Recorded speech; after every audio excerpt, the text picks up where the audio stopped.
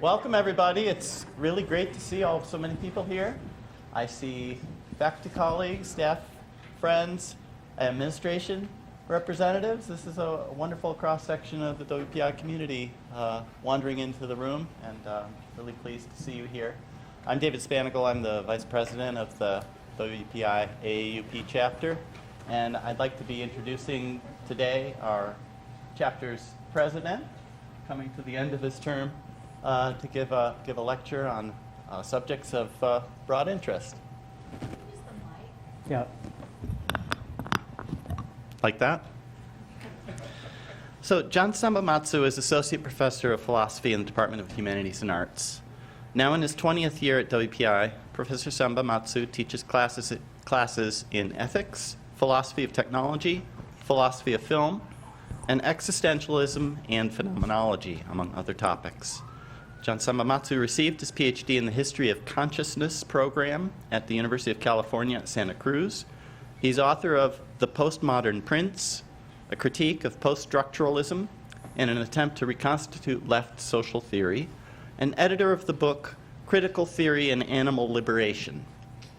His new book, The Omnivore's Deception, What We Get Wrong About Meat, Animals, and the Nature of Moral Life, will be published next year by the NYU Press. His opinion writing has appeared in, among other places, the Christian Science Monitor, Huffington Post, the Boston Herald, St. Louis Dispatch, Detroit Daily News, and New York Times. John Sambamatsu is president of the WPI chapter of the American Association of University Professors, which he founded in 2018. And I invite you all to welcome John. Thank you, David. That was so lovely. It's almost as though I wrote it myself. Let me get to the slides. I'm delighted to see the turnout. I'm very glad that we have administrators, staff, faculty, students, everybody here. I will not say anything controversial today, but I'm sure that we'll have, I hope, a productive conversation. I'm going to be speaking for at least 60 to 65 minutes flat out. There will not be any chance for anyone to speak. After that, we'll turn off the cameras if people want to speak privately, although maybe we won't have to since we have most of our administration here, which I'm actually quite pleased to see. Oh, probably you want to see this here. Right, okay. So my talk today, Battle for the Soul of WPI, How Neoliberalism and the Corporate University Damage Higher Education. Well, I was thinking about how to start today, how to begin this conversation, and I thought I might begin with this. WPI has moved from a competence-based education that tried to teach students that they are responsible for their learning to a penal colony, where you live from one quiz and assignment to the next without ever having time to relax, think, or play. And then I thought, no, that's the wrong way to begin. It's starting at the long end of the problem. We need to go back a little bit further to this. About 600 million years ago, the forces of nature created the conditions for the emergence of simple life. That then became more complicated, and eventually that gave birth to sentience, consciousness. What do all conscious beings have in common? What is consciousness? A desire for freedom. A desire for freedom. So we're going to turn this down a little bit. You can see the struggle for freedom here. So this looks suspiciously like the TRT path to tenure. Is she going to make? Yeah, she makes it, right? There we go. So really this talk today is about freedom. It is about freedom. It is about negative freedom, which is, in a classical liberal sense, it's what constrains our liberty. And it's about positive freedom. Positive freedom goes back to Aristotle. It's the idea that we should be able to flourish and realize our full capacities as a community of equals. This notion in modern times was developed by the political theorist Hannah Arendt, the philosopher. This question of what forces, what institutional and social forces constrain freedom, and the other question, what institutional and social forces best lead to flourishing of the human spirit in a democratic community, are some of the most important governing questions of modernity, right? And I'm really taking the broad view here because that is really why I'm here, and I think why many people are here. So just to give you an outline of what we're going to be talking about today, I'm going to give a very brief contextualization of academia and this context of what's happened to academia. I'm going to try to explain neoliberalism, which we hear a lot about, look at its economic, political, and cultural impacts. We're going to look at academic capitalism and its impacts. And then we're going to look at some local color. We're going to look at some impacts on our own community, academic capitalism at WPI. And finally, what is to be done. That's the weakest part of this presentation.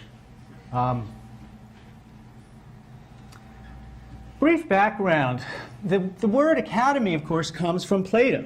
Plato in the 4th century BCE creates the academy in ancient Athens.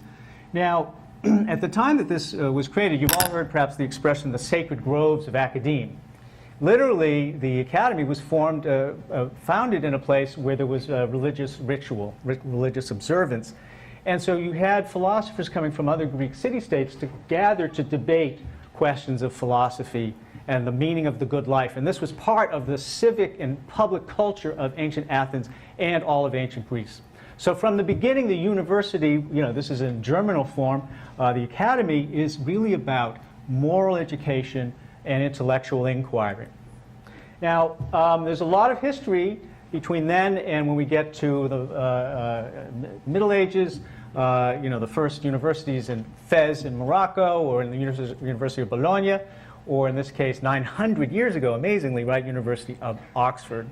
But I just want to note, lest people think that I'm making controversial remarks today, that the university has always had a dual status, or an ambiguous status. On the one hand, it's always been a way of reinforcing or reproducing social power, political power, authority, and at the same time, it's been a crucible for new ideas. Yeah? So here we have a picture of Giordano Bruno, who had a PhD in theology, but as you know, he did not come to a good end. He was executed in 1600 for his cosmology. He was a mathematician and cosmologist. Fast forward again several hundred years, a bunch of years, almost 1,000 years to 400 years to President Eisenhower's farewell speech in 1961. It's really a remarkable speech. If you've never seen it, I really recommend that you watch it. It's 16 minutes long. So I'm going to play you a little excerpt. So Eisenhower, who was a war hero and departing president, warned of what he called, as you'll see, the military-industrial complex and the distortion of academic values, intellectual values, based on the intrusion of the state in the university.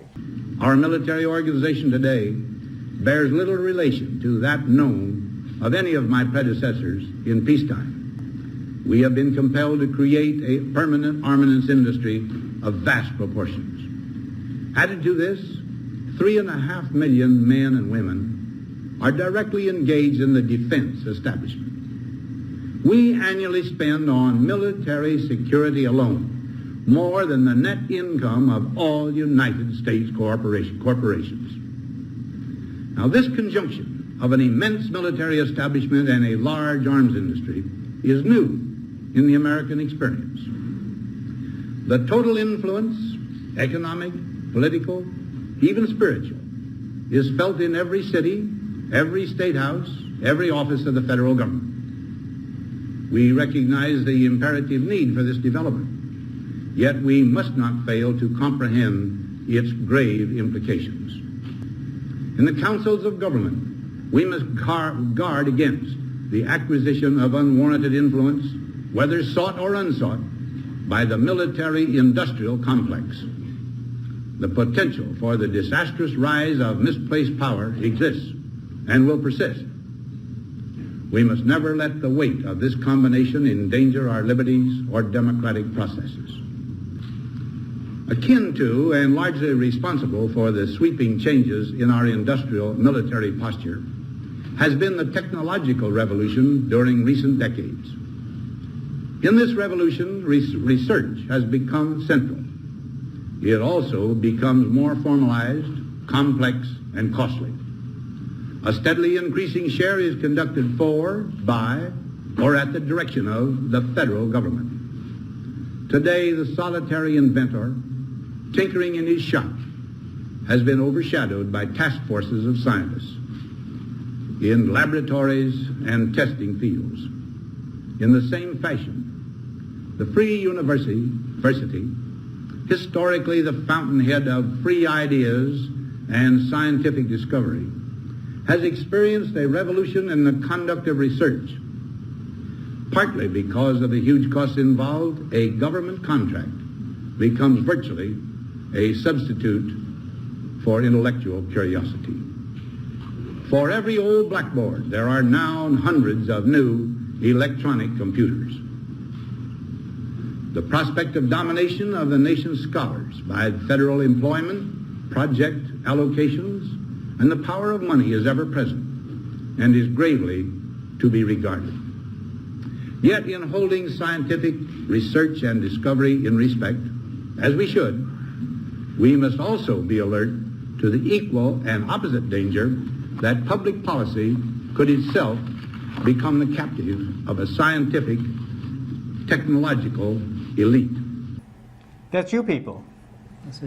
Now, you don't feel like an elite, right? And we'll get to why those of you who are engineers, scientists, don't feel like an elite. Well, by the early 60s, the public university is beginning to resemble a corporate bureaucracy, okay?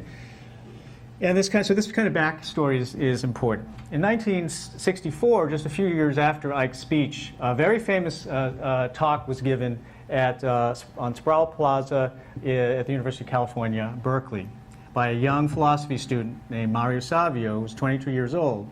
Basically, students had been passing out pamphlets on campus urging people to come to the freedom rides, to participate in the civil rights marches in the South. The University of California had the police come and confiscate their stuff and said there's no free speech on a public university campus. This led to a series of demonstrations and eventually, led actually to deaths of people. People died to create freedom of speech on public university campuses. I want to play this just about a minute or so of Mario Savio giving this speech. Surrounded, a police car came up to break up the rally, and what happened was thousands of students surrounded the police car and couldn't leave. And Mario Savio, a student, spoke and said gave a speech as follows. We were told the following: if President Kerr actually tried to get something more liberal out of the regents in his telephone conversations, why didn't he make some public statement to that effect? And the answer we received from a well-meaning liberal was the following. He said, would you ever imagine the manager of a firm making a statement publicly in opposition to his board of directors? That's the answer. Well, I ask you to consider, if this is a firm, and if the Board of Regents are the Board of Directors, and if President Kerr, in fact, is the manager, then I tell you something, the faculty are a bunch of employees, and we're the raw materials. But we're a bunch of raw materials that don't mean to have any process upon us, don't mean to be made into any product, don't mean to end up being bought by some clients of the university, be they the government, be they industry, be they organized labor, be they anyone. We're human beings. There's a time when the operation of the machine becomes so odious, makes you so sick at heart that you can't take part. You can't even passively take part. And you've got to put your bodies upon the gears and upon the wheels, upon the levers, upon all the apparatus, and you've got to make it stop. And you've got to indicate to the people who run it, to the people who own it, that unless you're free, the machine will be prevented from working at all. Now, when I was a graduate student in the University of California system 30 years ago, we began organizing a union of graduate workers. At that time, I had colleagues, like my fellow graduate students who were living in garages and things. I ended up having to take on so much personal debt, I had to file for personal bankruptcy after grad school because of all the credit card debt I had. So this is just a few days ago, University of California, many of you have heard of this, I'm sure, University of California graduate students workers went on strike, 48,000 people in the UC system. This is unprecedented in higher education, but it took 30 years to get to this point. I'll return to this in a moment. But my point here is, here we have a protest at Madison, Wisconsin about Dow Chemical, and they're producing napalm for the war in Vietnam. In this period, through the 70s, really leftists and Marxists were concerned about the undue influence of the federal government, and particularly military-industrial complexes. Ike called it on the distortive effects on higher education. And this was somewhat ironic in retrospect because it's during this period actually when the federal government begins to decouple from higher education, begins to withdraw support for the university. So I want to explain what neoliberalism is, okay? In short, the best way to think about this is neoliberalism is a strategy, a new strategy for capital accumulation, and it begins roughly in 1970 or thereabouts, okay? Here are just a few moments of, to periodize this a bit and to give some background. The formation of neoliberalism in 1962, Capitalism and Freedom, is published by Milton Friedman of the Chicago School of Economics. And in 1970, the Nixon administration begins introducing market mechanisms into higher education. And what's going to happen over the next 20 years is that the burden is going to shift from society and the state onto individuals, onto families, onto students. So that today we have this Lord of the Flies environment where students have to compete for scarce federal Pell Grants and so forth. And universities are being starved of funds and have to seek elsewhere. This ends up distorting the whole field of academic knowledge.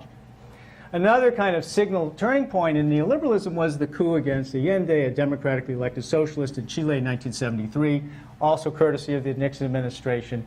Neoliberalism is a policy, as we'll see, of force and violence.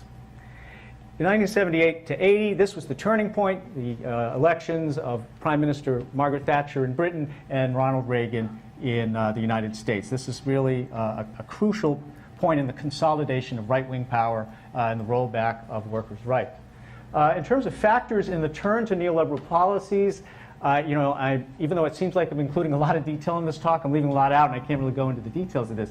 But I'll just note falling rate of corporate profit, which begins from the 20s up to this period, concern about the decline in American national competitiveness, economic competitiveness, a reaction to organized labor, which had been living pretty well for decades, and all in the context of globalization.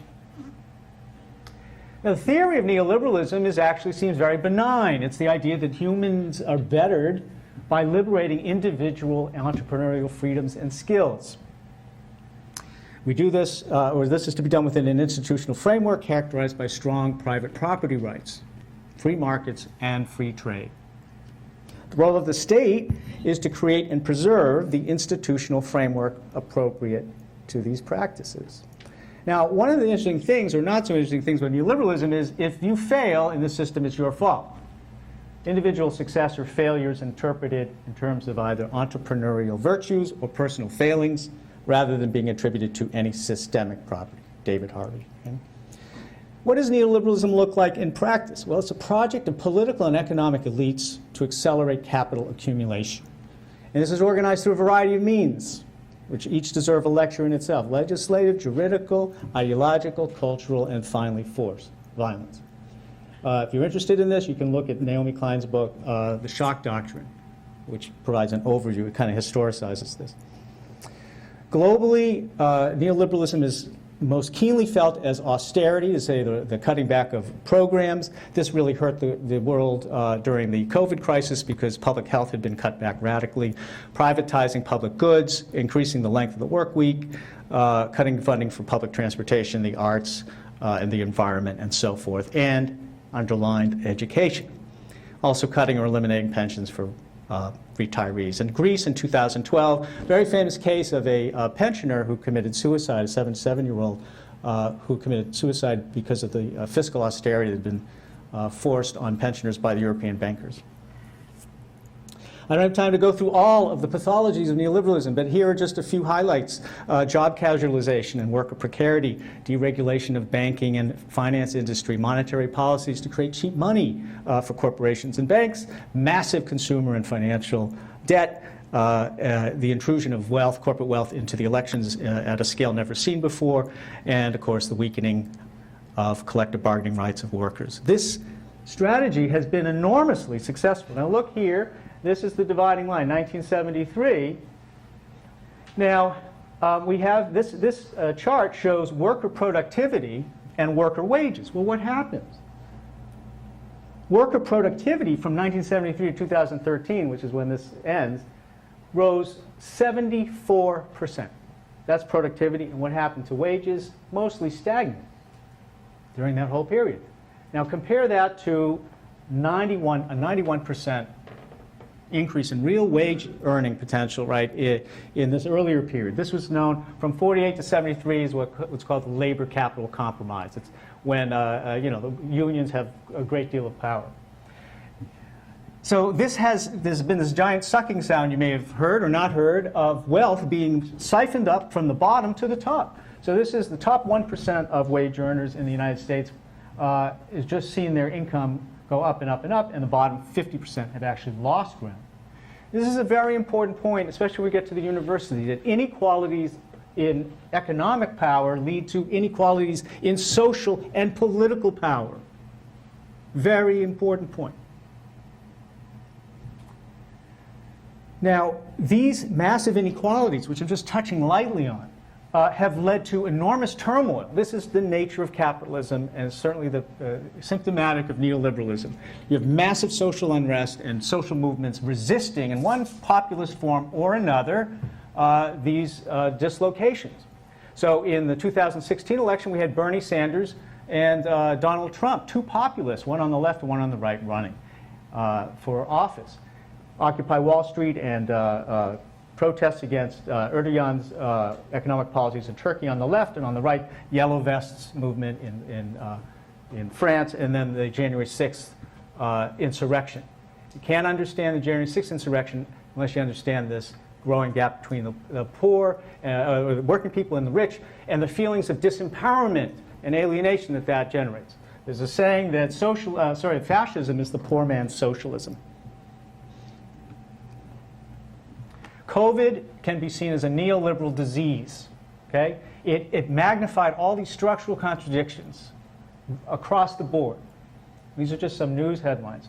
We saw that the privately managed healthcare system let down thousands of people, resulting in thousands of extra deaths, horrible treatment of people that goes on every day, but it's magnified because of the crisis, right?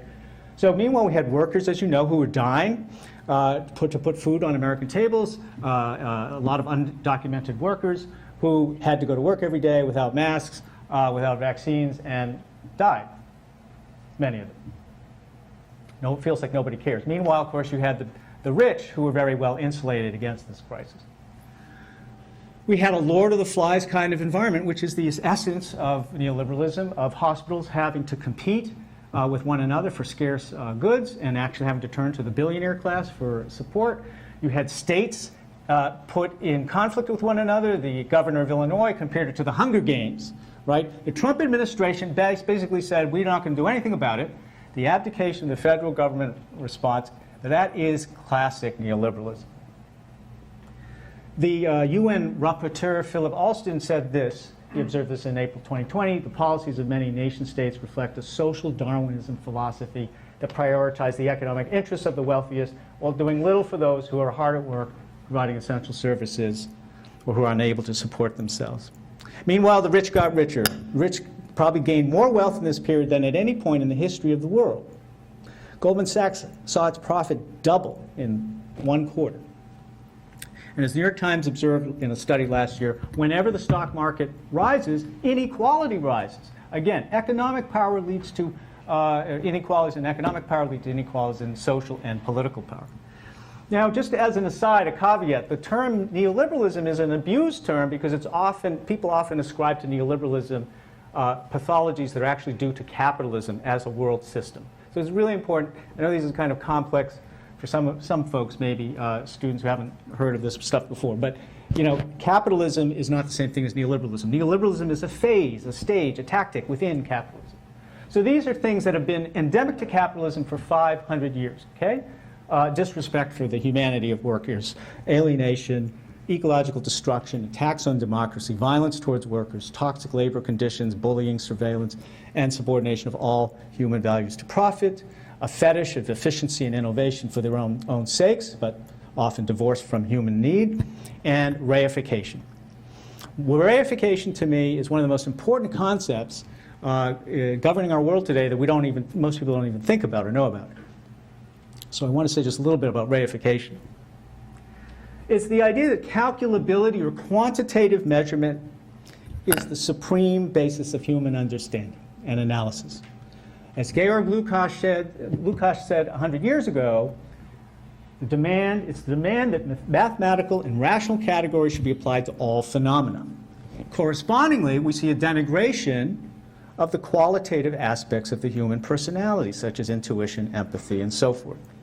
Meanwhile, the individual becomes modeled on the commodity form. Individuals are just able to be swapped out like integers in a mathematical equation. So as Lukács famously argued, the commodity structure comes to penetrate society in all its aspects and to remold it in its own image. So it's a progressive disease. The structure of reification sinks more deeply, more fatefully, and more definitively into the consciousness of man. The very notion of what a self is remodeled. This was a workshop held at WPI in 2015, inviting staff and students to think about how to brand themselves, how to actually conceive of themselves as a brand. Let's explore using marketing thinking to weave your inner and outer self together into a personal brand that will make you more noticeable, authentic, and specific. I'll get back to WPI, but that's just an aside. So what is the impact of corporatization, capitalism, neoliberalism on the university? In 1997, Slaughter and Leslie wrote a very influential book called Academic Capitalism, which brought together research from a variety of scholars over the previous decade, but they brought it under one roof, which was really important. This is a great book. It's comparative international study. And they focused, they cited the structural changes that were occurring because of these new federal spending priorities. You know, the U.S. lost economic ground to Japan and Germany, and technological ground in the 1980s. And so these policies like the technology transfer agreements that some of you administrators are aware of, like the Bayh-Dole Act in 1980, and this whole succession of legislation, a raft of legislation to commodify academic knowledge. That was part of a strategy for national competitiveness. So we see, among other things, a shift of emphasis within the university from instruction and education to R&D. We see a shift from public to private funding. Universities are kind of thrown, public universities are kind of thrown to the wolves a bit. STEM now becomes the solution to failed national competitiveness. That's why every school in America now has a STEM program, and not every school in America has a thriving theater arts or foreign language program. Those are being cut as inessential. You know, they're not part of this strategy. Finally, as I said, financial burden shifting to students, higher and higher tuition rate, room and board. What does this do to the professoriate? Among other things, it leads to a diminution of research or incentives for curiosity-driven research. And professors are now have to justify themselves. I'll return to this when we talk about WPI, but faculty have suffered a loss of institutional autonomy. This is a structural matter. Technoscience, as I said, gains funds. Fields not close to the market, however, suffer. What would these be? Well, philosophy and religion. That's actually a quote from this book. Foreign languages, letters and performing arts, and fields that serve the social welfare function of the state, including education, they all lost funds. And we see this continuing today. Also in '97, Carrie Nelson, who was the president of the AUP for years, produced this best-selling book, Manifesto of a Tenured Radical, making these same kinds of arguments. And in 2010, he came out with another book. There are just dozens and dozens of these books now on the effect of corporatization and neoliberalism on academic freedom and distortions of intellectual inquiry. This one, Wanna Be You, published by University of Chicago, talks about the new managerialism, academic branding, benchmarking, and an attempt by administrators to hold faculty accountable to metrics, kind of quantitative measures. Here are a couple books that talk about how these things have impacted racial, gender, and class inequalities. Okay, neoliberalism has magnified these, even within the university. In The Great Mistake in 2016, Christopher Newfield said, or noted that the shift kind of marks a transition to applying business sector controls to educational activities. Universities must economize, commercialize, marketize, and financialize. They must be closer to business and be more like business. Now, part of this project includes the formation of what we might call a neoliberal subject, which is to say all of us, but in particular students, you're supposed to be customers. You're supposed to be pliable, docile bodies within a funding structure. Now, traditionally, as Newfield pointed out, and this goes back to the ancient Greeks, self-flourishing was understood in non-economic terms. You know, you're supposed to become happier and clearer about your life goals. But instead, what happens is privatization of universities, public goods, encourage graduates to think of their main purpose as the maximization of their own economic self-interest. And I've seen this here on our university campus. Now, as I say, I'm not quite at WPI yet, but just I can't help but note some of the terms missing from the 2021 draft of the strategic plan at WPI. Here are just some of the terms missing. Teaching, compassion, community, the arts, ethics, imagination, empathy, justice, community, I mentioned community, democracy, ecology, and so forth. There are just tons and tons of these books. Another one's coming out 2023. Here's a summation. There's no resemblance between me and Henry Giroux. Neoliberalism's war on higher education. That sums it up. Well, how did we get here? These slides, by the way, are courtesy of Julie Schmid, who I thank, president of the AUP. Well, we have a logic of neoliberalism, as we've seen, that has begins, basically, you have a defunding of public universities, and that has this isomorphic effect on private universities as well. So it's all kind of indistinguishable now. You have rising tuition and fees, and then declining state appropriation. So there's a direct relation, correlation, and relation. So the university is no longer seen as a common good, but a product to be commodified and privatized. This has, among other things, led to the opening up of the universities and colleges to business interests and transformation of academic culture to a corporate model. So there's been a lot of literature about how a managerial caste system gets created, how entrepreneurial ideology gets encoded in curricula and programming policies by administrators and also state legislators. Students are seen as customers, and so forth. The biggest change, of course, and you know, because we've had a lot of discussion on this campus, is the, quote, lumpen proletariat. All right, 70% of all faculty appointments now are NTT, adjunct, graduate employees. So in other words, the tenure system has been severely eroded. This means lack of job security, of economic security, and it's a form of austerity in essence. And also, this is again Julie Schmid's, this is her slide set, and I thought I had to underscore this. This is so interesting because it's so true. Tenure-line faculty become managers of colleagues in contingent appointments. Solidarity between members of the profession is eroded, and we've had that on our campus. You know, thanks to a variety of constituencies, the TRT faculty organizers, faculty governance, and the administration, we've come to some understanding to give a tenure path to TRT faculty, which is a huge thing, right? But before that, there was a lot of bad feeling between the tenured and untenured faculty because of this structural contradiction. So we have a radical distribution of capital that leads to human misery.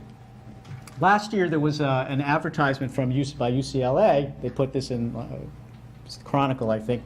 A posting for an assistant adjunct professor with a PhD in chemistry or biochemistry, strong teaching record, and 3 to 5 letters of recommendation. Oh, by the way, no salary. Applicants must understand there'll be no compensation for this position. Literally. That is what has happened with the devalorization of academic labor and intellectual inquiry. Now, of course, 1,000 years ago, people didn't talk about academic labor.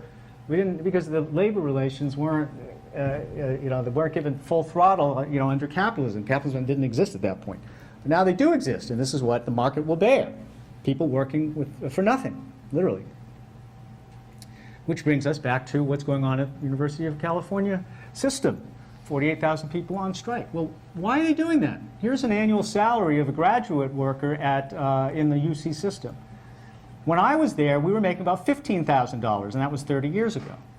And now it's up to a whopping $23,000. Well, how much does it cost to live in Berkeley? $42,000 a year just for rent for a one-bedroom apartment.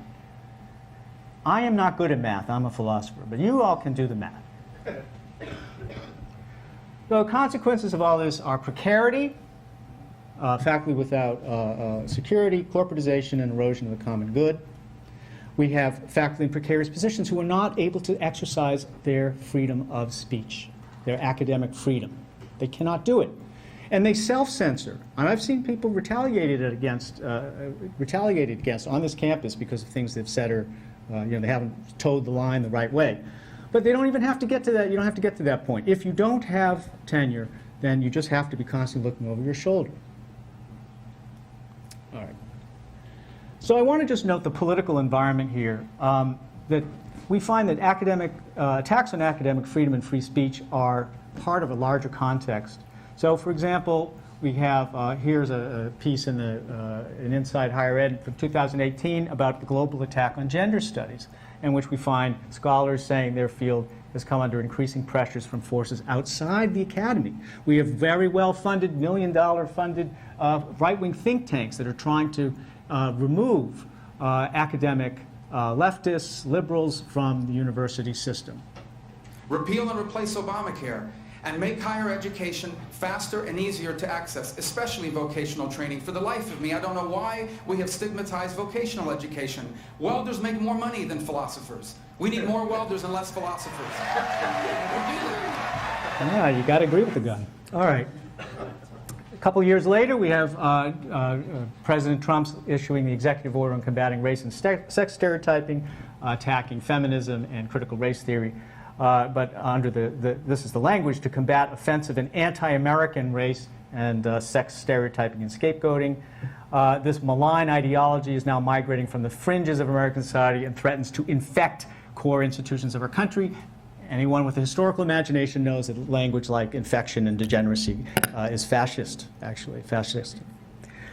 So the profession is suffering from corporatization, and I just want to highlight this last part of the slide here, that shared governance, the collective exercise of academic freedom, is a shrinking slice of the pie here. Now, on our campus, I don't know if you remember the Yanni versus Laurel debate. When people hear shared governance, what do they hear? Well, the faculty, I think, hear one thing.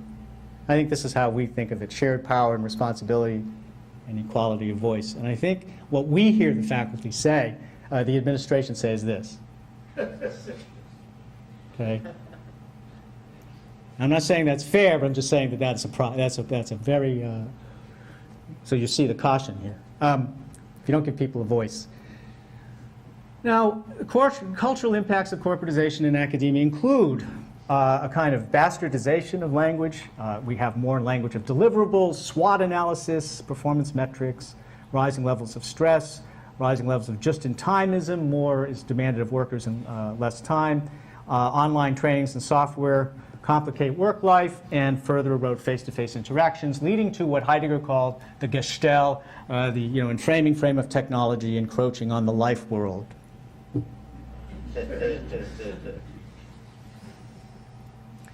Academic capitalism at WPI. That brings us to WPI. Okay.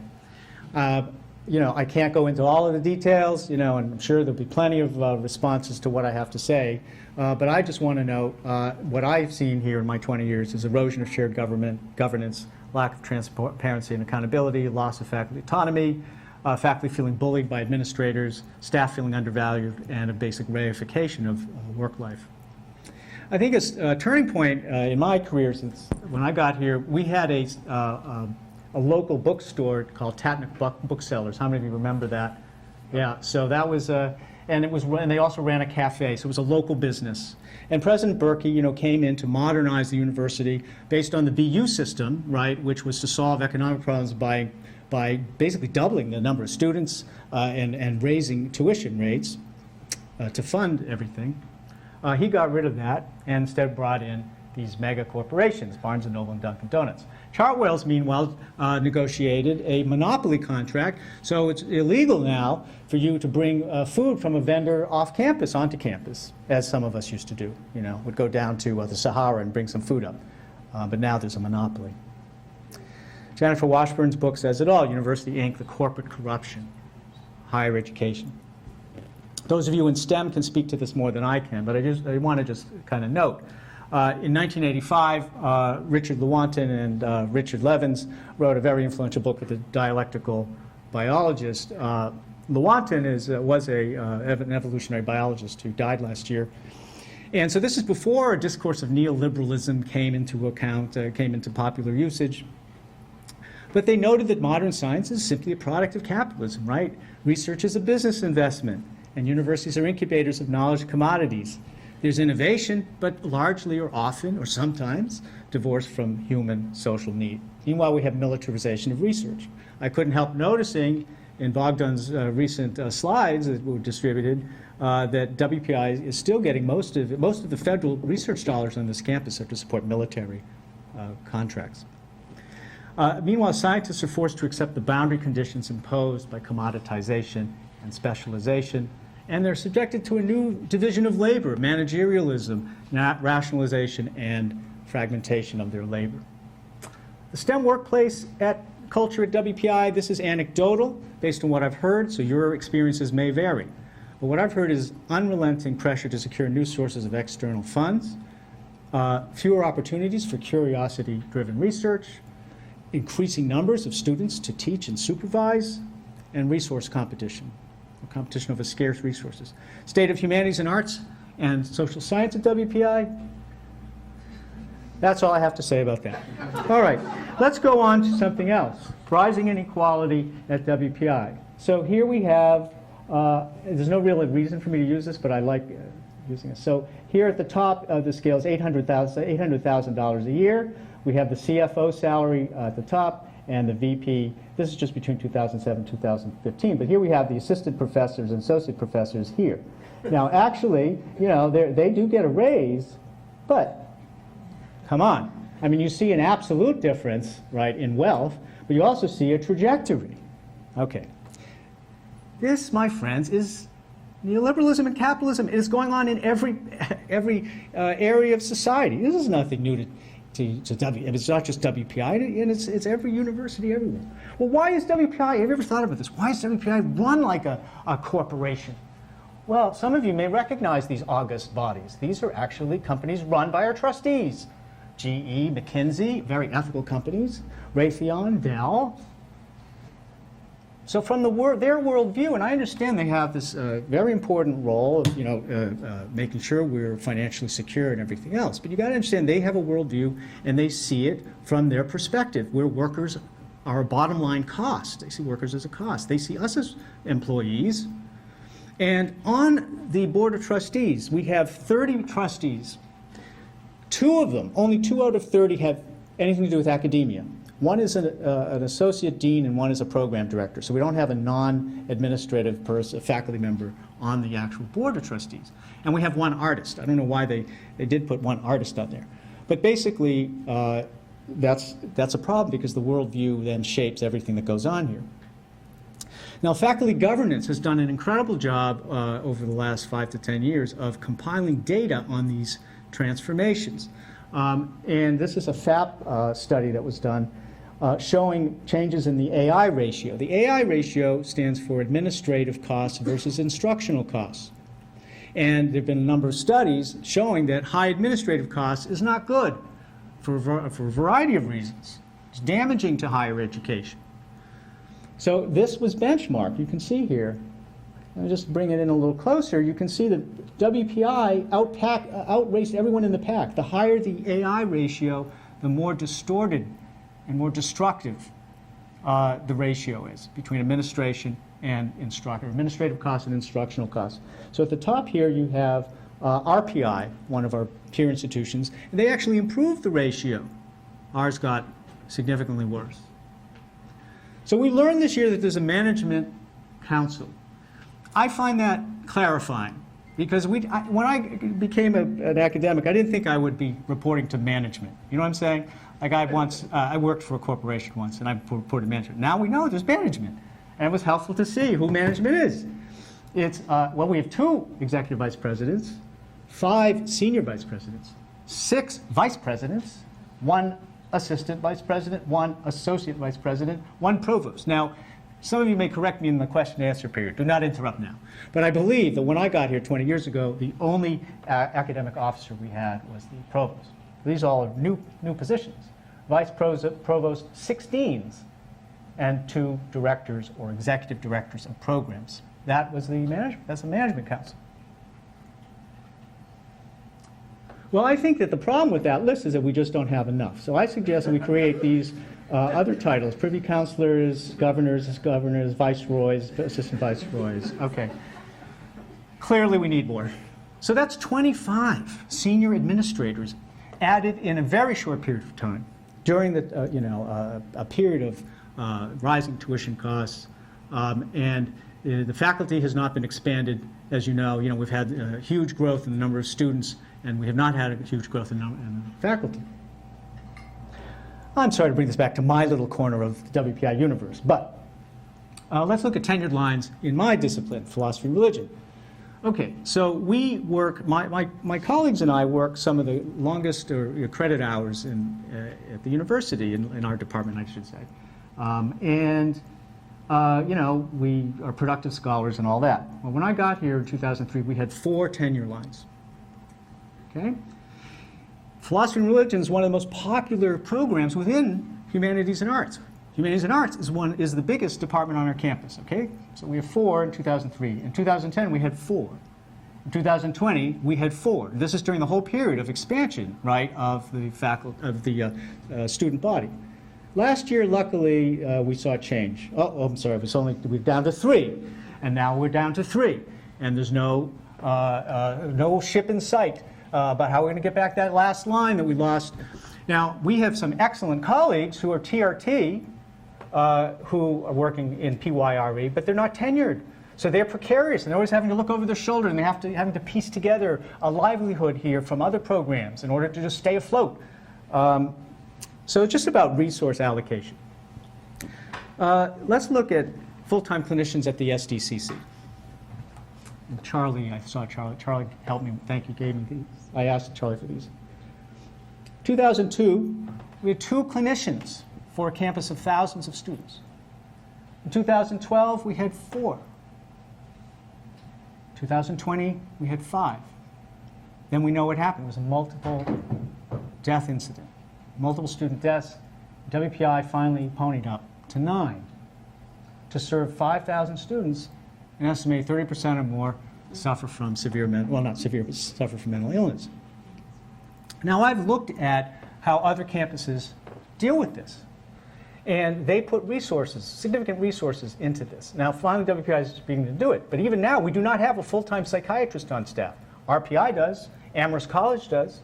Amherst College, which has 1/5 the number of students that we have, they have a full-time clinician working on sexual trauma victims, a full-time person working on foreign languages, students from foreign countries and other languages. Again, look at the management council here. If we eliminated just a few of these positions, we'd have money to help our first line of defense for student mental health.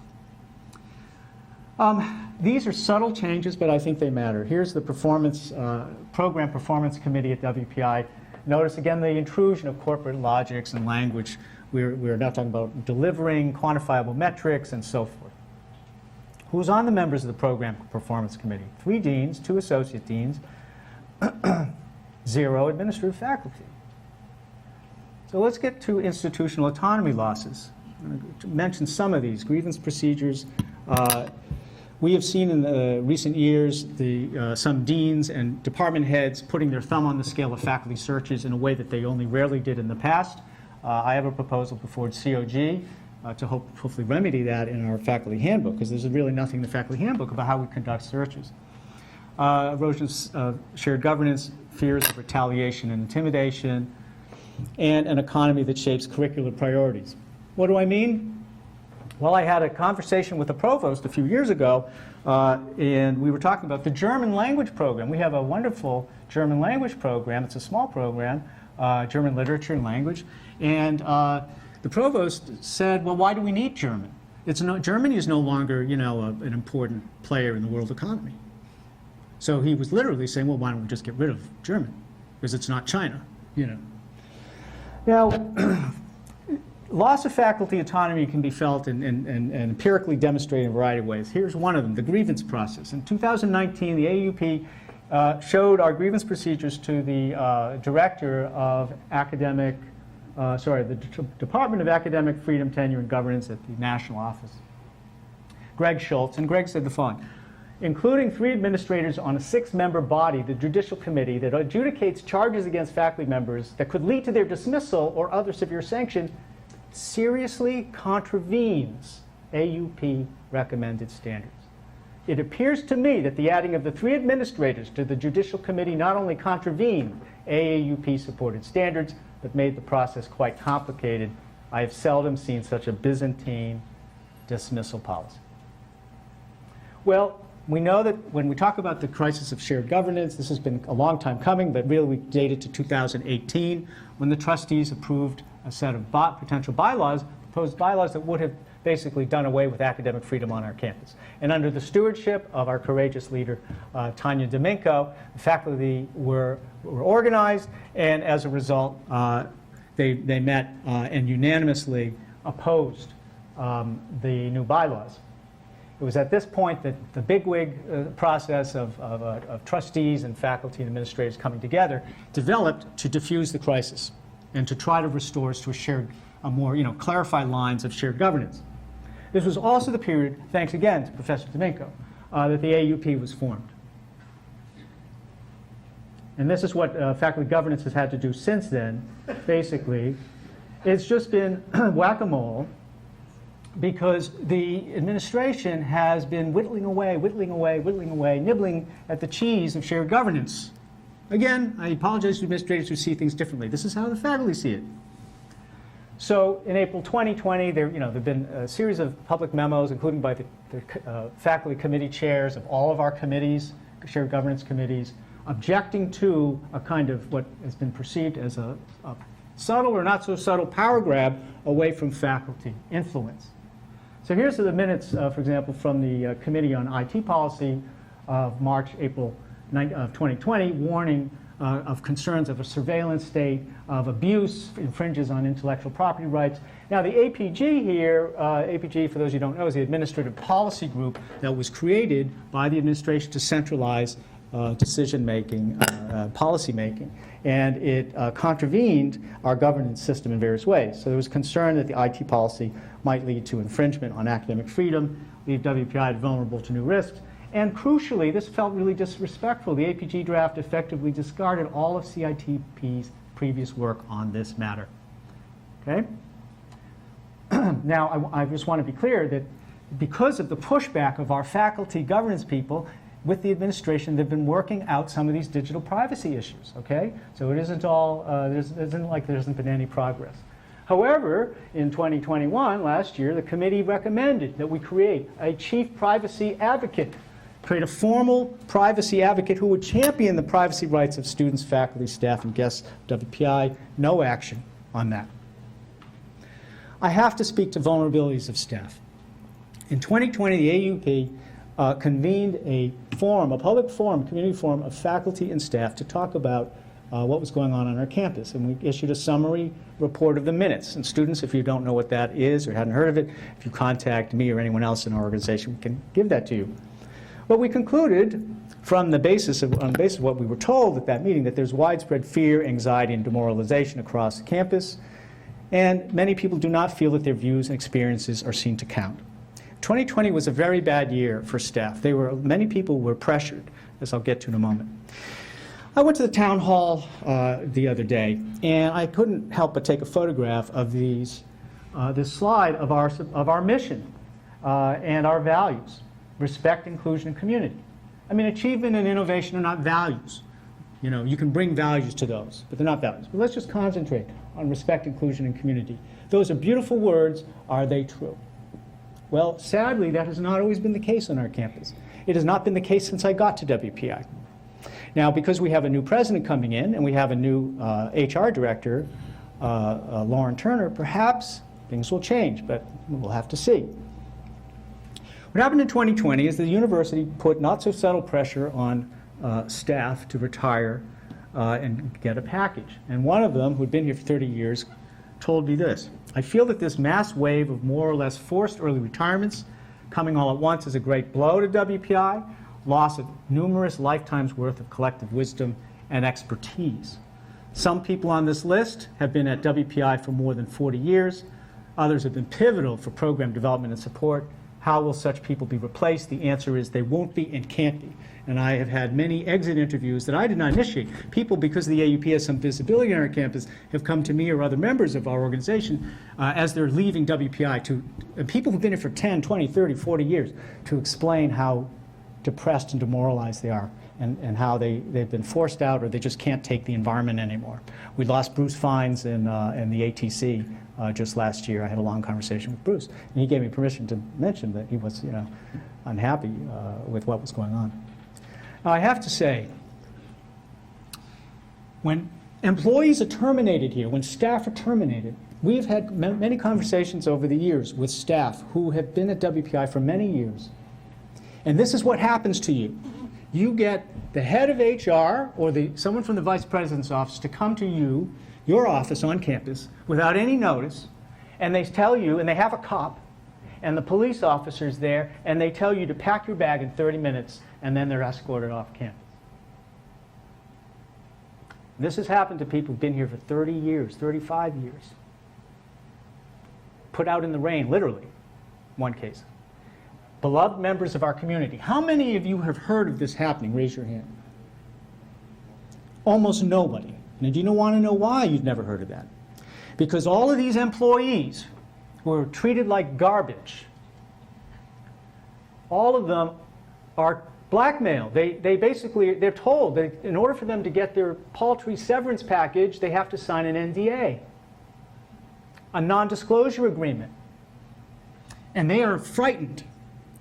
They are not only humiliated, they are told that if they tell anybody about how they were treated at our university, we'll come after them with general counsel. Honest. That has been happening since I got here. It happened just like in the last 2 years. And I'm disguising, I'm not talking about specific people, because I don't trust this university. I don't trust our general counsel not to go after these people. Working people. These are not, let me be clear, these are not people who are underperforming. These were not people who committed sexual offenses or anything like that.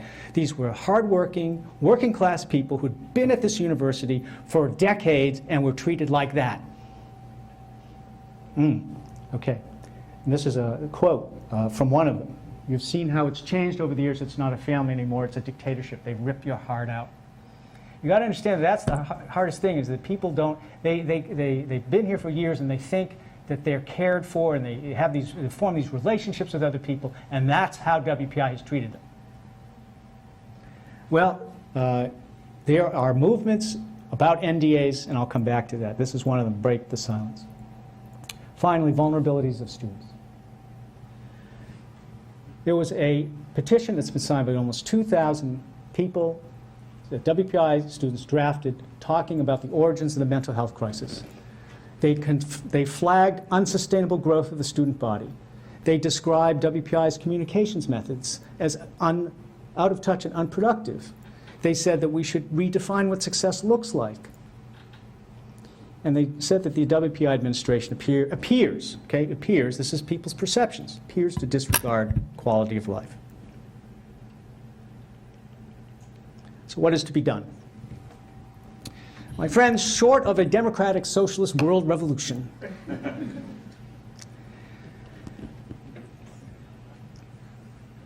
not much. The world capitalist system is destroying all life on Earth, quite literally. That's another topic. All life on Earth is dying because of this system. Now, I look out and I don't see that many democratic socialists. I see one.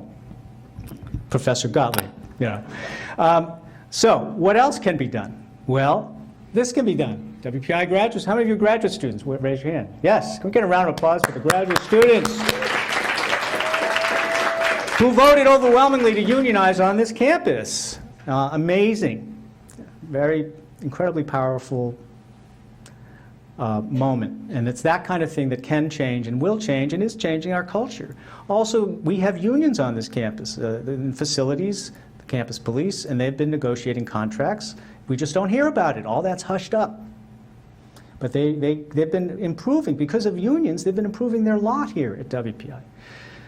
I want to give a shout out to Tanya, Mark Richmond. Where are you guys? Raise your hand in the back. Glenn Gaudet, who left, who felt unappreciated and left here. Chris Boudreau and others who have really walked the walk. And I know that administrators in this room probably hate their guts, but you got to understand that from the faculty's point of view, they are pushing against corporate encroachment. Now for the controversial part of my remarks. What can be done? Well, a few categories here. Structural reforms. I think we need reform of the Board of Trustees. I think we need more humanists on the board, and I think we need some educators on the board, and we need some faculty on the board. I think we should cut the number of senior executive positions at least in half, and cut salary compensation for senior executives at least in half. We should abolish the APG and restore power to the shared governance system, which is the committees. Faculty can take actions too. First thing, and this is the point of this talk today, is to name the problem, which is academic capitalism. That is the problem. You know, I know that on this campus we've had a lot of conflicts between faculty and administrators, and there's a lot of hard feeling, and I understand that, but I've tried my best in this talk to situate what goes on here in context of a national and international structural and systemic problem, you see? Faculty should have a right to representation even in informal disciplinary hearings. This is particularly true of our adjuncts and contingent faculty who are not protected. They get brought in before 2, 3, 4 senior level administrators and are browbeaten. They should be able to have an AUP representative or governance representative there with them. We should, thank you, yes. We should strengthen faculty grievance procedures as indicated. We should restore faculty control over our search and hiring process. And we need an equitable workloads policy that should go through, thank you, that should go through the governance system. What's happening is the AUP wrote up some guidelines a couple of years ago in November 2020 and sent it to the administration and said, hey, we should have a campus-wide workloads policy so that some faculty aren't like, you know, underloaded and some are overloaded. And we never got a response. And now we hear that, because this was not officially announced, that the deans are going to the departments and having them work this out. The problem with that is that there's no democratic structure within the departments, per se. There's no agreed process within our faculty handbook about that. So it's a way to circumvent our governance structures. Finally, we can and should build alliances with other constituencies through the AAUP. In terms of staff reforms, we should abolish employee non-disclosure agreements forever. Create a staff grievance procedure outside HR. HR is doing its job, which reports to the president and the board of trustees, but we need something that's independent of that. And there should be an appeals process when people are just let go. You know, someone shows up at their door like that, and they shouldn't be escorted off campus and treated like criminals, given 30 minutes after decades of service to get the hell off campus. And then if you tell anyone what we just did to you, we will sick our lawyers on you. It happens. I know it happens. I have some shaking heads. It has happened. It does still happen. And if staff members want to form a union, they should have the right to do that. And that concludes my remarks. Thank you.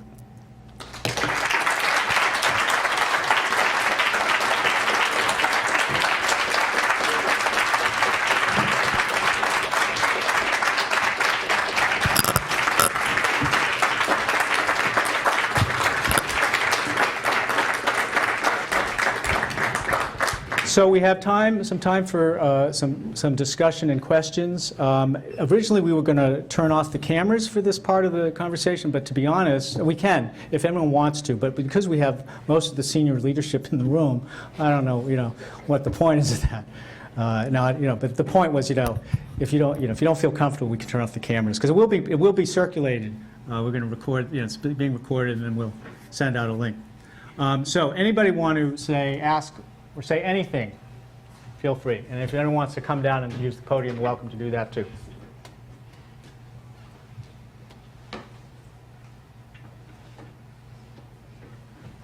Yes. Can I ask a question about placing things in more context? Yeah. Just because it's the first time hearing about all this. So, you kind of mentioned how, a lot of policies led to, a lack of funding for public universities, and then that led to like an austerity policy for private universities. Can you kind of go into the connection between the two about how, it seems like private universities that were never government funded Right. are also like facing issues. Can you like make the connection?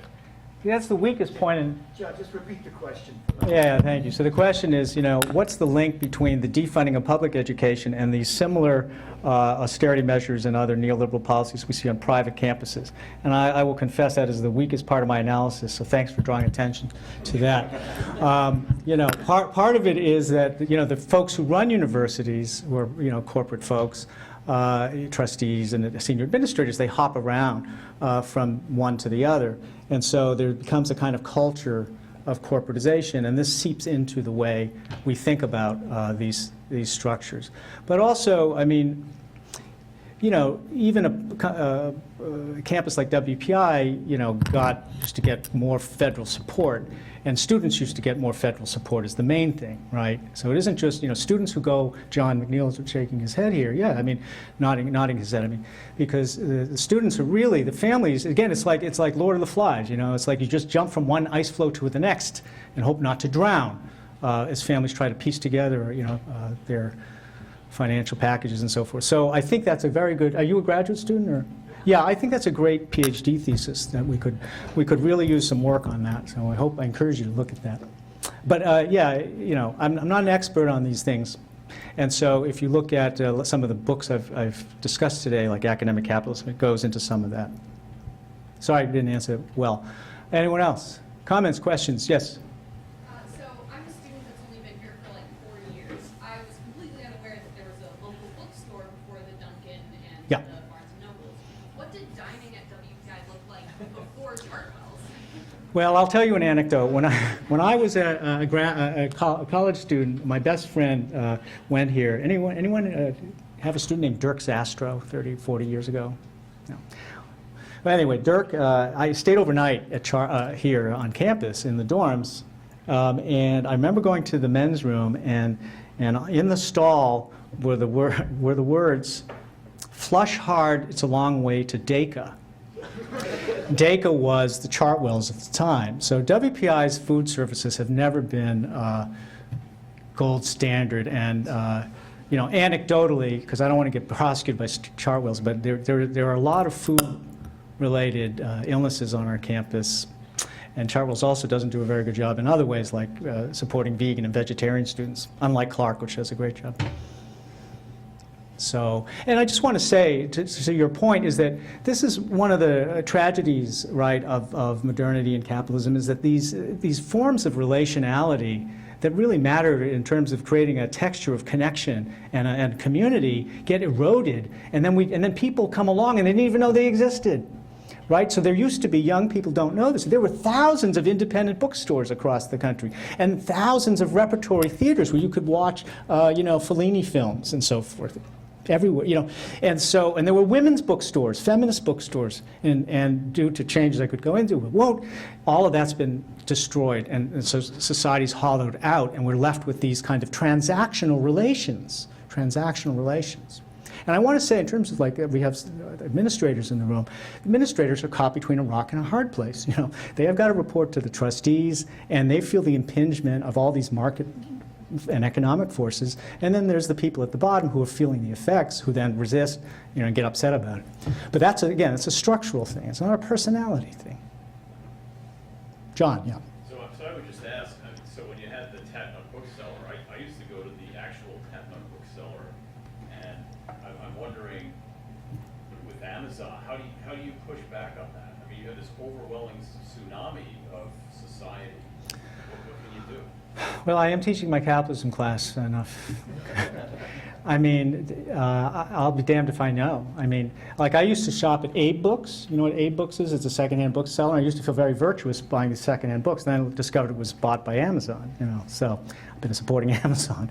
But this is a political struggle. You see what I'm saying? I mean, it's in the Congress. Congress is arguing about reining in the big IT companies, and so there's again the enormous centralization of economic power leads to all these kinds of problems in society that then we get stuck with, like our kids. How many of you have children who spend too much time online or connected to their cell phone? No one's going to even bother to raise your hand. I don't know. You know, I mean, and we all are chained to that. You know, so technological innovation is not democratically controlled. Nobody asks the citizenry, you know, what should be done. I had a friend, a philosopher, last night send me a couple of essays written by OpenAI. I don't know if you know what OpenAI is. It's Elon Musk and Paul Thiel's thing. And there was a philosophy essay. My friend, who's an animal ethicist like me, put in a prompt, give an analysis of sentience and the relationship between sentience and rights theory. And in a millisecond, it produced a paper that's superior to most of my undergraduates. I mean that quite literally. Don't you ever do that, okay? Don't you ever go to that. And another prompt he gave this thing was told the computer to write a script for a Seinfeld episode about animal ethics, and it bang. And each of the characters, Kramer and Jerry, I mean, they were all in character, and they were making jokes, and there was a structure, and that was instantaneous. Now, do you think Paul Thiel and Elon Musk are thinking about what this is going to do? Or DALL-E, if you know what DALL-E is, that's the OpenAI thing that's creating photographic art, realistic art instantaneously? We already have an epistemic crisis where we don't understand, we don't know if what we see is real or if it's fake, deep fake. Man, it's crazy. We're not going to, and the point there, I'm sorry to go on about this, is that technological decisions are not made democratically, and no one considers the social consequences, or they consider them too late. Yes, Professor Gottlieb. Yeah, thank you for putting this together and for your personal courage in standing up in front of a place where power is obviously unequal and laying out the groundwork. I just want to add one consideration, that all this corporatization of the university, all this multiplication of administrative structures and the erosion of personal rights and community and so forth, takes place in the larger context of the environmental crisis, which demands, I think, of virtually every institution and every cultural form a recognition of the severity of this crisis. Some years ago, the Board of Trustees decided that the person they would honor at commencement was the CEO of Exxon. I mean, luckily we had 10, 15 students who publicized the book. The problem with this and walked out. But the question is then, under what conditions can an institution such as ours, which function, and we all want our salaries, the students want their degrees, can even begin to comprehend the severity? Some years ago I presented a petition to the Board of Trustees saying we should divest from fossil fuels. I said, no, we have a fiduciary responsibility, which means a financial responsibility. My question, of course, is what kind of financial structure are you going to have in 30 years when the economy is wrecked by the change of the climate? There seems to be an unbelievable short-sightedness and a sort of a commitment to, yes, we'll do it today, our money today, our power today, our success today, and the future, we'll just keep walking over that cliff. And the decoration on the Titanic will be beautiful, but it is, after all, the Titanic.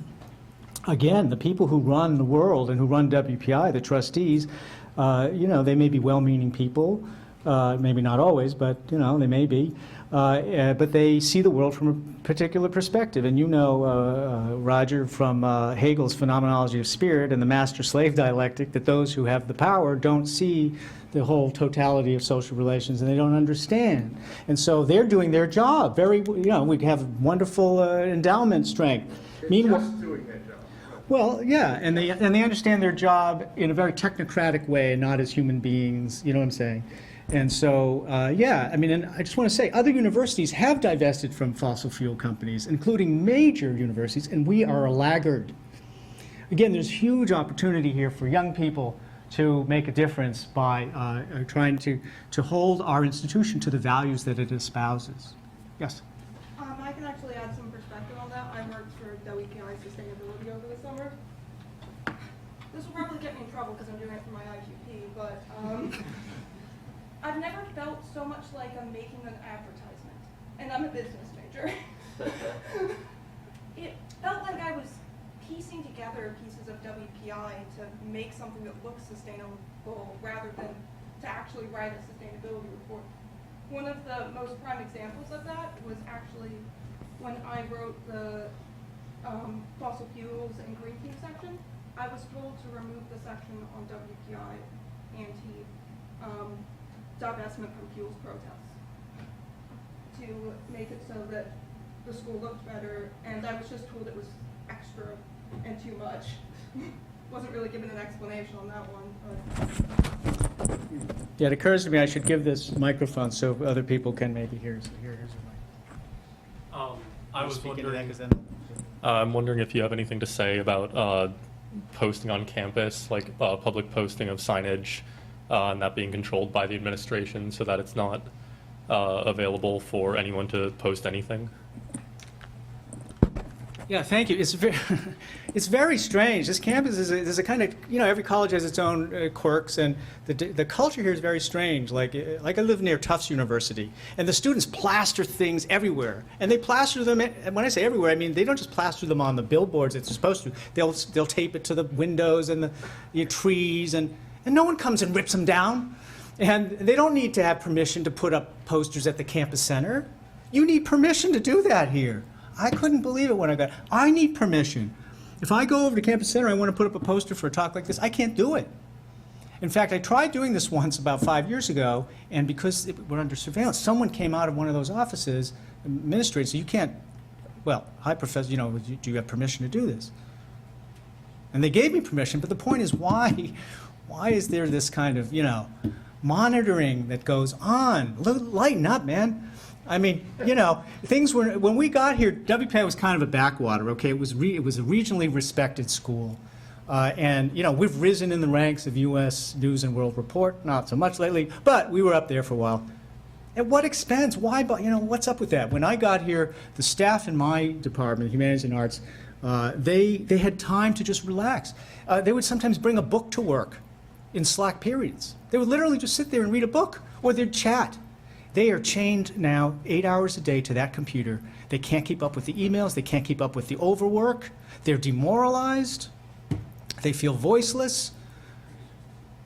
And yet, yeah, we're bringing in more corporate money. We're bringing in more funding. We're rising in the ranks. But there's something, and that's why I titled this talk "Battle for the Soul of WPI." And I don't want to say that it's like, oh, the faculty have to stick it to the administration or anything like that. I don't think so.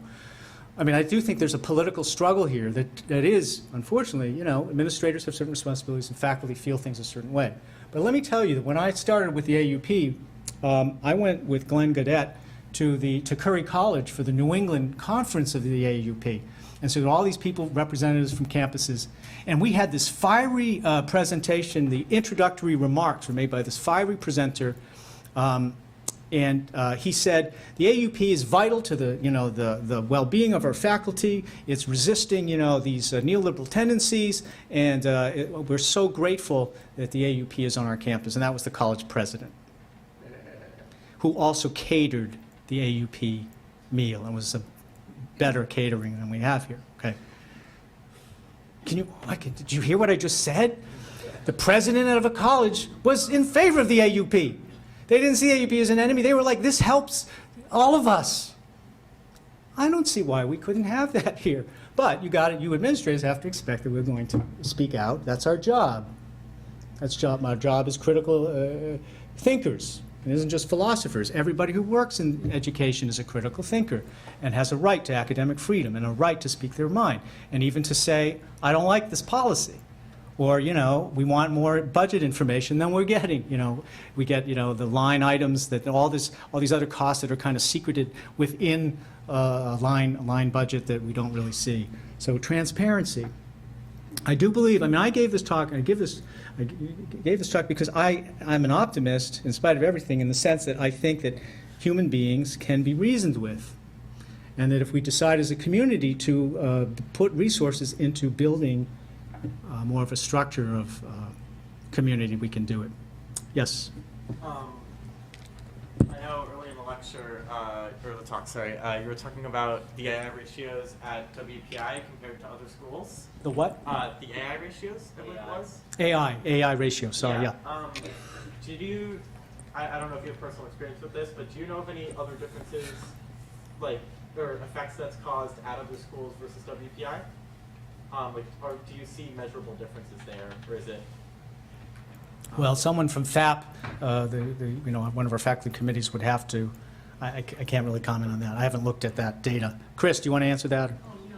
Oh, okay. A second. Another question. Yeah.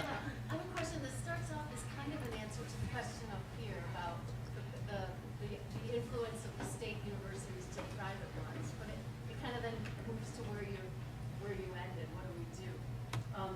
So I think it came down to not only people moving from institution to institution, but also peer pressure, or what we like to call best practices, or what's the other one, benchmarking, where an institution will look at another institution, and everybody's strapped for cash, so everybody's looking at how do we raise money, and if a certain school is doing it by setting up a corporate education program, then that's an idea, or beefing up their fundraising, or hiring lots of marketing people to get their reputation out there. Somehow money will flow in.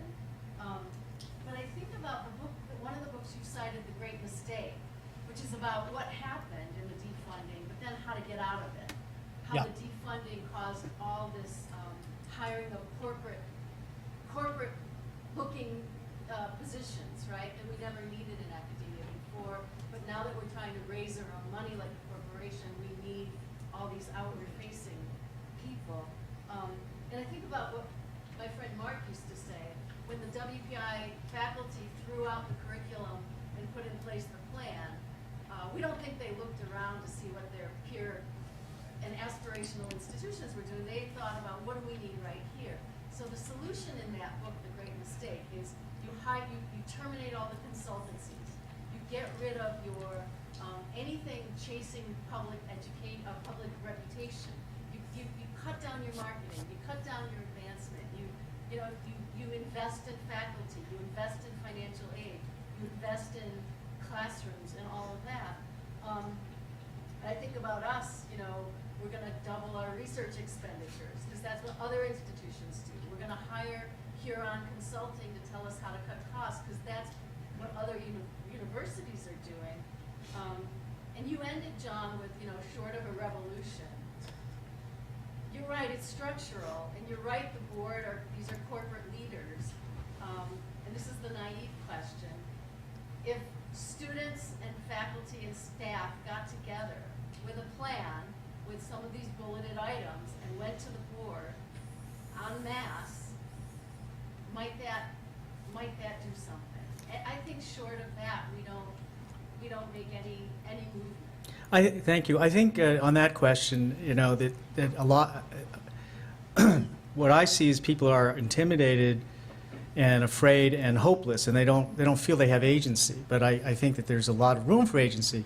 And when the graduate workers, I had two graduate workers who got in touch with me a couple of years ago about organizing, and they hadn't done anything like this not exactly like this, and it just seemed impossible to organize how do you do this? Because graduate students are STEM and they're not political, and they're international students and different constituencies.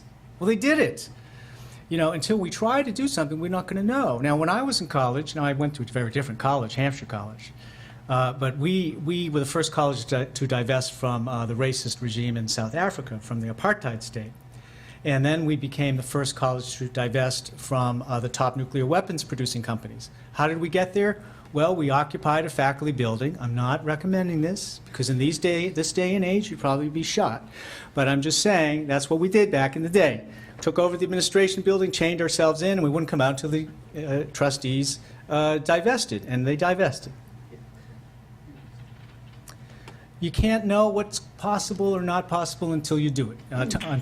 Yes, thank you. Antonio Gramsci,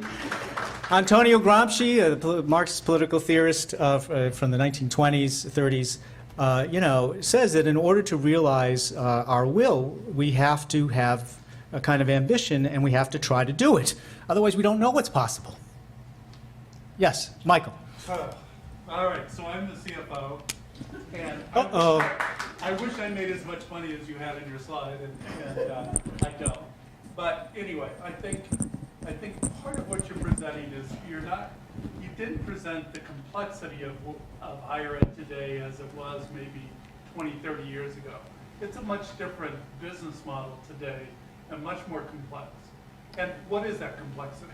I mean, students now are looking at more of the value equation, right? So it's harder and harder to raise rates, tuition rates on students. They want better, they want high, the best professors. The best professors want the best equipment. It's a much more expensive model than it was probably 20, 30 years ago. So when you're thinking about it, you can't raise rates on students, but we need better equipment. We need the best professors. We need the best labs. We need all that stuff. It's just a much more complex model. So then when you were talking about chart roles, and you were saying, well, we've got to, we can't go outside. We're required to hire catering inside. So why do we do that? Why do we do that? Well, because we need the additional revenue in order to keep the cost of students down to a level where we can, because every time we open up a place, we opened up a place over by the Starbucks, we opened up a place at Halal Shack, we opened up a place in South Village. Well, we try and give the students a variety, and we try and keep the quality up. And that variety, as you do it, you have to add staff, you had to add cost to it. It all costs money. So how do we pay for that? How do we cover that? So we have to do things like that in order to keep the cost down for students. It's a much more complex business model than you're letting on.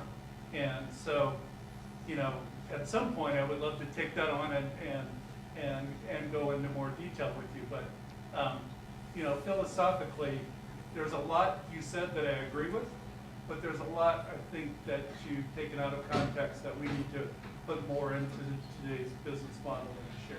Well, first of all, I want to thank you for coming, and the other senior administrators, because we don't have this opportunity very often to have a frank exchange of views, so I really appreciate it, and I hope we can have more of these discussions. Yeah, me too. I would say from a transparency standpoint, I've given 3 presentations on our financials and have been very open and very transparent, and you have yet to come, and I've opened it up and asked for questions to ask me anything, and I'd be happy to give you an answer, and you have not shown up to one of mine. So I apologize. I know haven't been able to do it. I get you, but I just say, I'm trying to be transparent from a financial standpoint. And Can I just say, in terms of the complexities that you're saying, well, it's a different environment. You're just proving the point, okay, which is that because of these economic forces that are impinging on families, students feel like they're going into a dog-eat-dog world, right, where they need those labs, they need those high-quality professors, or they're going to get screwed. Because what's happened is that the workforce, you'd be able to get a job with a corporation, and you'd had almost guaranteed lifetime insurance, employment. You work for. Not anymore. That's my point. That's my point. So there are these macro-structural, social, economic, political forces that we can either just say, oh, well, shit happens, we got to go along with that, or we say, wait a minute, this is hurting us due to these complexities. You didn't say whether those complexities are making life better or more difficult, but probably they're making life more difficult for administrators, students, faculty. That's my point. But that's the world we're living in, right? Yeah, and that's the world that needs to be changed. That's the point. Okay. I don't know how you do that, but I agree. Thank you. So we will end on a note of concurrence. Yeah. Yeah, I just want to say, I like your presentation a lot. I think you did miss on some points that WPI specifically stands out. So right now, the strategic office actually has a whole graduate team and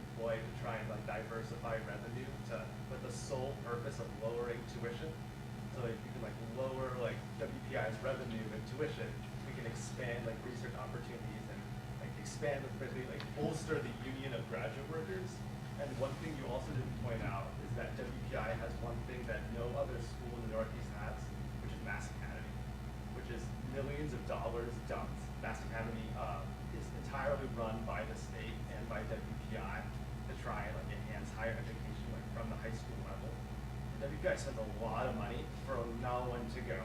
Like tons of people go to Mass Academy, and then everyone goes to other higher level institutions like MITs and Cornells of the world. And very few matriculation rate into WPI, yet WPI continues to fund it more and more to try and get that retention rate and that matriculation rate into the university so they can try and get a return. But actually it runs at a loss. Yeah, so thank you, and I'm not saying there aren't good things that happen here at all. That wasn't what I hope. I wasn't saying that. I'm trying to point out that there are these forces that do impinge on us here, okay, at every level. And you know, I don't know how you're diversifying the revenue streams, but that there are often strings attached in these subtle ways, like who are we bringing in, what kind of things are we giving away, you know. Another couple more questions, yeah, or however long people want. In your view, in the business of college, are the students mainly the customers and consumers, or are we the product, or both? And how does that affect the possibility of solidarity between students and graduate workers? I'll let Dean O'Neill give his answer. Did we going to answer that? Yeah. So every time I talk to trustees, I tell them students are not customers. A customer is someone you exploit to get as much money out of them as possible. A student is someone we are here to advance your goals in your life. That's my mind. And do you ever hear trustees talking about students as customers? They slip into it because they're captains of industry, right? And they're shaped by their mindset. But most of them, a lot of them are WPI alumni. And by the way, there are faculty representatives to all the trustee committees, so we do have some agency there. They're voting members. Yeah, thanks for pointing that out. Yeah. And believe me, the trustees love to hear from faculty. They love to hear from students. They really, believe me, they do. They know they need that perspective. So anyway, students are not customers, and I, for one, and most of us in the administration, and I knew Mike was going to say something, but it really does come down to the graph you had of the divergence between productivity and income. Because in a sense, if you go back to Greece, higher ed is a luxury good, right? I mean, it was the elites who could afford it. And I went to an Ivy League school as an undergraduate, and I looked around and I realized, this is incredible. I mean, but my dad was a middle manager at GE, and he could pay the tuition in 1979. Now, 90% is just priced out. And the same thing has happened with public education because it's not seen as a public good. Right. Thank God we're in Massachusetts. Some of these red states, it's fallen apart. But we're at the mercy of these much larger forces, and please start the social revolution that's necessary to push back on this, because we've got 40 years of catching up to do. My kids are out there in the workforce living with that problem. They can't afford rent, wherever they're living. So what I'm doing as an administrator is I've got people in front of me now saying my family is going to the wall to pay for this. How do I make sure they get the value? If parents come to us and say, I want my kid to get a job, and the kid says, I want to get a job, that's what I got to respond to. The fact that we're in this external environment, it's not the way I would do education. And believe me, WPI is much more about educating and nurturing the entire person. Our humanities and arts, I know you guys are squeezed, but I'm so proud of what happens there, and that our students take 6 humanities and arts courses. I went to Dartmouth, I only had to take 4. It's like, it's 50% better than an Ivy League liberal arts school here at WPI, and that was a benchmark, I'm sorry. But what we do at WPI is really special. It's under a lot of pressure. I've been here 28 years, and I'm still devoted to doing the best we can for our students, as I know you are. So I just thank you for bringing these larger issues. We're all in a non-ideal environment, coping with it as best we can. Thank you, John. Maybe some folks who haven't had a chance to speak. I'll start with Professor McWeeny and then Arnie. I just want to thank you, John, and the AAUP for creating this space where we can have these conversations in an academic way and for sharing your wisdom and research. I mean, I think on these topics, a lot of people think it's just a matter of opinion and we're all coming from the same space, but you've published several books, you've written for years on social movements, on labor, on politics, and I appreciate your wisdom on that. I think that what you've done today is philosophy at its best, where your philosophers are supposed to challenge us to think differently and take up a different perspective and challenge the status quo. And I think what you're challenging us to do today is to not get into the numbers and reification and treat people as statistics and measurements, but take an ethical perspective and not feel like we are blown in the wind of all of these large structural forces, but that we at WPI can take a stand and put an ethical floor and think ethically that we are not going to treat anyone worse than whatever that floor is, no matter what the outside forces are. And that's what I think, that's what I value from the AUP, is to have this different perspective. Yes, we can crunch all the numbers and figure out strategies, but there is an ethical imperative to the way we treat each other and the way that we behave as a community. And that's something that I think you brought us outside of the status quo today to think of what those ethical imperatives are to each other. I really appreciate it, and I thank you and the AUP. Thanks, Jen. And I have nothing really to add to that other than to say that, yes, this is about ethics. I'm teaching ethics this term, so it's on my mind too. But yeah, it's about the quality of our relations with one another. Arnie, you had your hand up. So I have an academic problem with the presentation, and that is that you give a lot of information about saving something which you don't define what it actually is. So the title is, I don't know what exactly, but essentially, how do we save the soul of WPI? But you never define what, in your opinion, actually is the soul. I mean, Sorry, I don't define what? What is the soul? Oh, what is the soul? Yeah, and this is important, John, don't laugh about it. Okay. This is important. And when I came to your department, for example, I did define it to some degree. And I think we need to understand what is actually the soul of WPI. What is it what makes WPI, from a student perspective, from a faculty perspective, from an administrative perspective, from a trustee perspective. And once we agree on that picture, we also can agree on what financial structures we have to put in place to serve or protect that soul, which we then collectively as a community view as something we want to protect and we want to propagate forward. And that discussion, I think, is more important as a first step than what kind of operational and organizational structures we have. Because the operational and organizational structures are supposed to serve that greater good.